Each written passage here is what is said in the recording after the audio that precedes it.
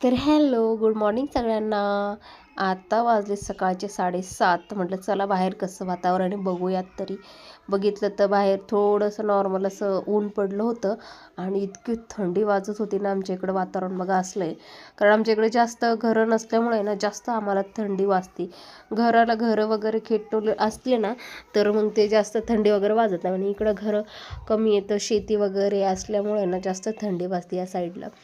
तर मग म्हटलं आरोहीला झोपू द्यावं, कारण ती आम्ही बेडरूममध्ये झोपलो तर सकाळी हिचे पप्पा येतात म्हणून मी 7 वाजता समोर हॉलमध्ये जाऊन थोड्या वेळ टी व्ही वगैरे काहीतरी बघत बसत असते सकाळी उठून.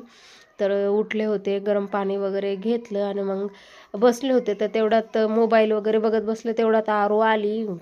तिला तर लगेच कळतं मम्मी जवळ नसल्यावर, तर आली आणि माझ्याजवळ झोपली. मग मी तिथं झोपवलं आणि माझ्या कामाला लागली मी. तर सकाळी आले, यांना नाश्ता वगैरे काही करायचा नव्हता, हे नाश्ता वगैरे केला होता यांनी. तर म्हणलं जाऊ द्या, मग हे गेले झोपायला, हे झोपले.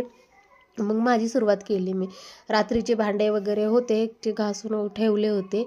ते सकाळी उठले, पहिले ते भांडे वगैरे सगळे लावून ठेवले, डब्बे वगैरे टिफिनचे ह्यांच्या घासून ठेवलेले आणि सगळे लावले. आणि नंतर मग म्हटलं चला आता आपलं मस्त चहा ठेवूयात. आणि मी चहा घेत नाही, पण आज खूप तर जास्त थंडी वाजत होती म्हणून मी घेऊयात म्हटलं चहा. आणि अद्रक टाकली जास्त जरा, कारण मला अद्रक जास्त असते चहामध्ये आणि चहापत्ती. आणि मग मला आता ह्या चहाला असंच उकळत ठेवते, तोपर्यंत समोर जाऊन ना हॉल वगैरे माझा आवरून मी घेते, कारण हे उठेपर्यंत. आणि हिला आवाज आले की हे नुसती वळवळ करते, पण उठत बिलकुल नाही. किती पण उठवा हलवा, अजिबात उठणार नाही ती. मग आता हे समोरचं म्हणजे हॉल वगैरे आवरला, झटकलं. पोरं जरा कचरा करतात ना, त्यामुळे थोडंफार कचरा असतो त्याच्यावर तर पूर्ण. आणि आमच्याकडे जरा धुळीचं प्रमाण जास्त असल्यामुळं धूळ होती जरा. तर मग सगळं क्लीन केलं आणि म्हटलं आता खालचं आवरायचं होतं, तर मॅडमला आता वरती उचलून टाकावं लागेल.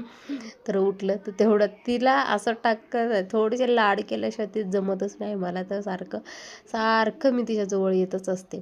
तर मग तिचे थोडेसे लाड केले आणि तिला झोपवलं. आणि झोपवलं म्हटलं चला बाहेरचं थोडंसं क्लीन करून घ्यावं, कारण मी रांगोळी पण काढत असते बाहेर.